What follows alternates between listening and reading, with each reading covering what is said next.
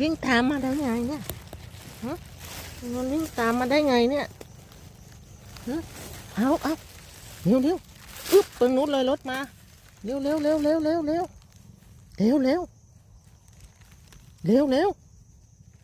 ิ้วฝนมาแล้วลงข้างทางไปแล้วดำหมดยังดำไม่ไปนะไม่ไปแล้วนะฝนมาแล้ว